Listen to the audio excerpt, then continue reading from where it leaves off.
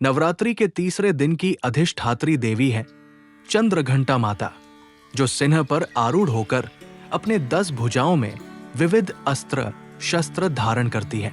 उनका स्वरूप अत्यंत दिव्य और वीरतापूर्ण है और अर्धचंद्र तथा घंटा उनके दिव्य स्वरूप को और अधिक विशिष्ट बनाते हैं। चंद्रघंटा के माथे पर चांद की घंटी जैसी आकृति है, इसलिए उनका नाम चंद्रघंटा पड़ा।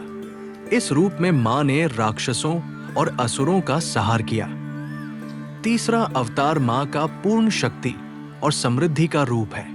इस रूप में मां के 10 हाथ हैं, जिनमें कुछ हथियार और कुछ कमल, घंटा, कमंडल तथा जलपात्र है।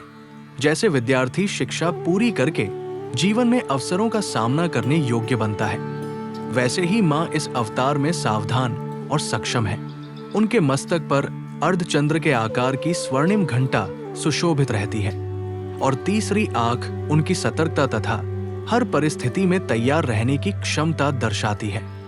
चंद्रघंटा माता के 10 हाथों में विभिन्न अस्त्र और प्रतीक हैं, जिनका आध्यात्मिक और जीवन में गहरा महत्व है। त्रिशूल तीनों गुणों सत्व, रज और तम पर नियंत्रण और पाप तथा दुख का नाश करने का प्रतीक। गदा शक्ति और साहस का प्रतीक। धनुष बाण लक्ष्य भेदन और एकाग्रता का प्रतीक। कमल पुष्प शुद्धता और अध्यात्म का प्रतीक।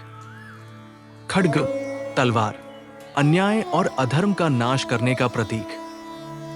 माता के मस्तक पर सुशोभित अर्धचंद्र और घंटा का भी विशेष आध्यात्मिक महत्व है। अर्धचंद्र मन और भावनाओं पर नियंत्रण का द्योतक। घंटा सभी नकारात्मक ऊर्जाओं का नाश करती है और साधक के भीतर दिव्य चेतना जागृत करती है। चंद्रघंटा माता का संबंध मणिपुर चक्र से है। ये चक्र वीरता, आत्मबल और आत्मविश्वास का केंद्र है।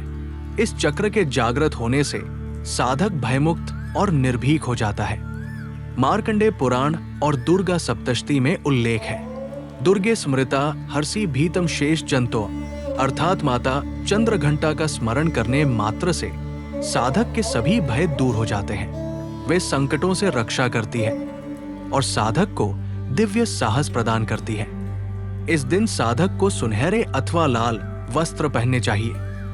माता को दूध और उससे बने व्यंजन का भोग अर्पित करना श्रेष्ठ माना गया है। इससे साधक को शांति और शौर्य दोनों प्राप्त होते हैं। चंद्रघंटा माता की आराधना से साधक निर्भय, साहसी और आत्मविश्वासी बनता है। उनका स्वरूप हमें सिखाता है कि भय और संकट चाहे कितने भी गहरे क्यों न हो, मां की कृपा से साधक विजयी होकर बाहर निकलता है। कहा जाता है कि चंद्रघंटा की पूजा से भय और शत्रु पर विजय मिलती है। शिक्षा और अभ्यास से ही जीवन में आने वाली चुनौतियों का सामना किया जा सकता है।